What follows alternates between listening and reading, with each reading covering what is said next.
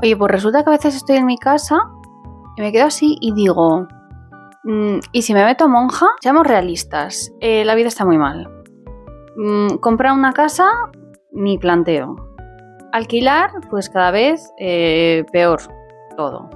Muchas facturas, es difícil encontrar trabajo, está todo muy precario. Y si me meto a monja, pues habitación gratis, comida gratis.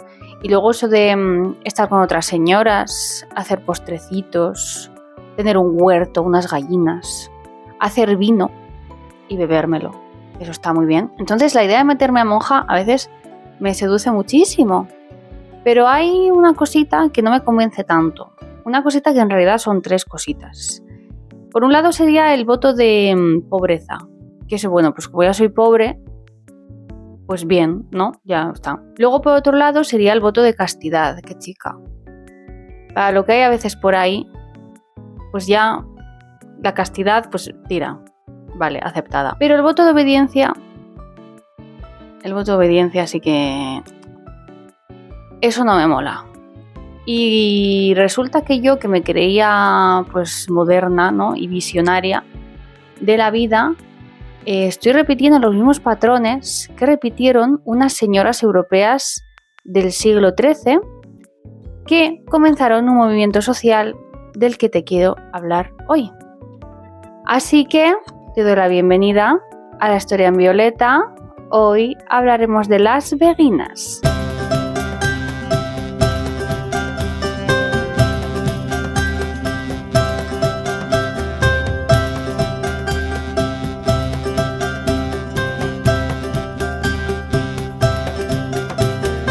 Hola, ¿qué tal?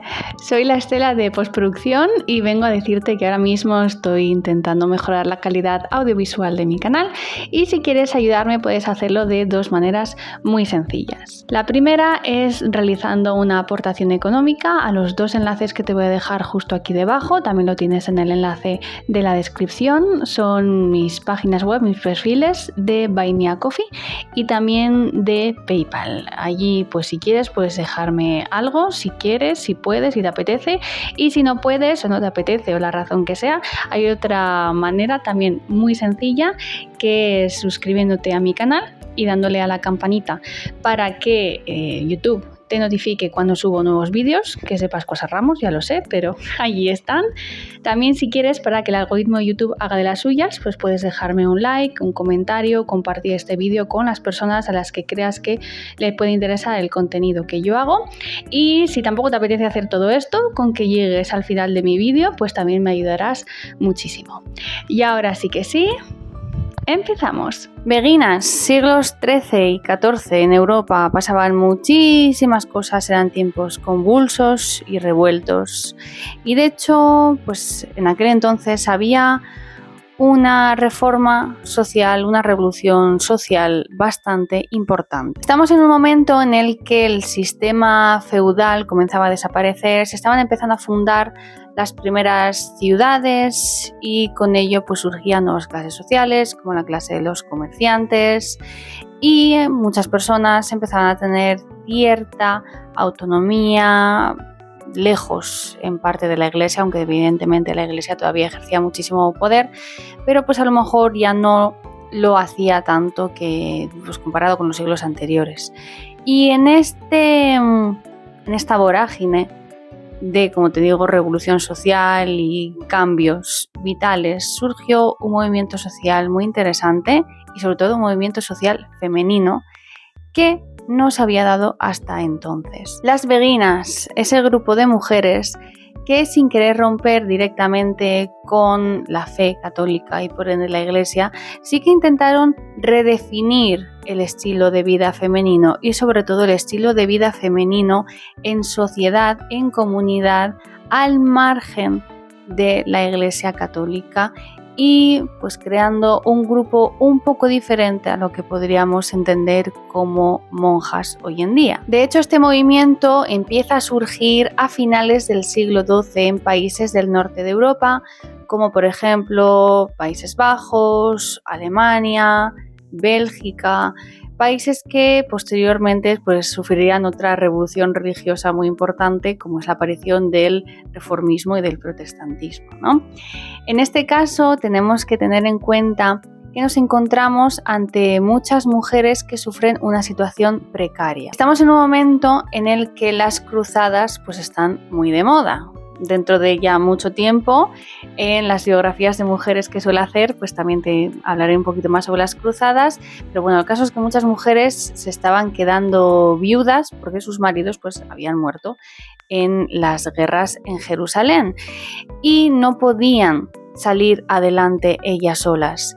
También ocurre que muchas mujeres estaban empezando a meterse a monjas y los monasterios, que tampoco eran muy numerosos, empezaban a tener un poquito de overbooking. Y por supuesto también había mujeres que querían formar una comunidad, vivir en una comunidad de mujeres, pero lejos de la obediencia hacia una jerarquía no solamente religiosa, sino también masculina. Y es en este momento cuando surge el movimiento de las beguinas, que irónicamente, aunque quieren alejarse del mundo masculino, pues parece ser que el nombre beguina viene de un sacerdote católico llamado Lambert le Bègue, Lamberto el tartamudo, no sé cómo se traduce al castellano, que era un sacerdote de Lieja que pues, promulgaba una vida sencilla y una vida cristiana. Es verdad que esta teoría pues, no está probada al 100%, pero podría ser que beguinas viniese un poco de lo que iba promulgando este señor en sus sermones. Claro, ¿qué hacen estas señoras viudas o estas señoras solteras a veces? Empiezan a vivir en comunidad, pero no como monjas, porque no prometen ningún tipo de voto. Eran comunidades laicas en las que las mujeres compartían vivienda, compartían también trabajo, compartían vivencias, pero era una comunidad libre. Las mujeres que pertenecían a este movimiento podían salir y entrar cuando querían, o incluso si en algún momento determinado querían volver a casarse, pues se casaban, salían del grupo y no pasaba absolutamente nada. Principalmente la vida de una beguina se apoyaba en 3 pilares. El primero era el de la oración y la contemplación, el segundo era el del trabajo manual, pues en la huerta o con los animales o tejiendo, y el tercero era la ayuda a los pobres. Es decir, que en la teoría se parecía muchísimo a las monjas, a las mujeres que vivían en los monasterios, pero en la práctica había este toque, digamos, laico y libres del marco cristiano que al final pues suponían una tercera vía o una tercera elección vital para las mujeres. O te casabas, o te metías a monja, o un poco entre medias de las dos te convertías en una beguina. Durante todo el siglo XIII este movimiento se expande muchísimo por ciudades como Gante, como Brujas o como Colonia, y además se constituían en comunidades bastante heterogéneas. Es verdad que por lo general eran viudas o solteras y también de origen burgués, pero pues había mujeres que tenían educación, tenían una cultura, sabían leer y escribir, y otras mujeres que eran completamente analfabetas porque no habían tenido acceso a ninguna educación. Lo que tenían en común era que querían vivir juntas y sobre todo querían ayuda mutua de otras mujeres y un cierto grado de independencia, toda la independencia que podía tener una mujer en la Edad Media, pero ya el hecho de no depender de un hombre o de una iglesia, en este caso la Iglesia Católica, pues ya era un gran avance en cuanto a la independencia femenina en ese momento. Es más, de las filas de las beguinas pues surgieron algunos nombres, algunas señoras que posteriormente han pasado a la historia. Te hablo, por ejemplo, de Hadewig de Amberes, poetisa y visionaria y considerada pues una de las primeras escritoras en lengua neerlandesa conocidas, o por ejemplo Beatriz de Nazaret, que es autora de uno de los textos místicos más antiguos escritos por una mujer en Europa, o incluso de Marguerite Porete, que es autora del Espejo de las Almas Simples y una mujer que por cierto pues fue quemada en París en 1310 acusada de herejía. O sea que aunque estas mujeres pues vivían en comunidad, la iglesia a veces también iba un poco detrás de ellas porque no le hacía mucha gracia, por lo que sea, estos movimientos femeninos. Es más, en 1311, un año después de que quemaran a Margarita, en el Concilio de Vienne, el Papa Clemente V criticó abiertamente el movimiento de las beguinas y también una contraparte masculina que había surgido llamada movimiento de los vegardos, que eran hombres que también querían vivir en comunidad y en sociedad masculinas sin estar atados a la Iglesia. Esta condena de la Iglesia se hizo alegando que era una falsa doctrina. Es verdad que el movimiento no desapareció, aunque estuviese condenado e incluso un poco perseguido por la Iglesia Católica. El movimiento no desapareció en gran parte gracias al gran apoyo social que tenían, porque al final las beguinas no dejaban de ser no solamente una comunidad que se ayudaban entre ellas, sino también señoras que ayudaban a más personas de sus localidades y era gente con la que siempre podía contar.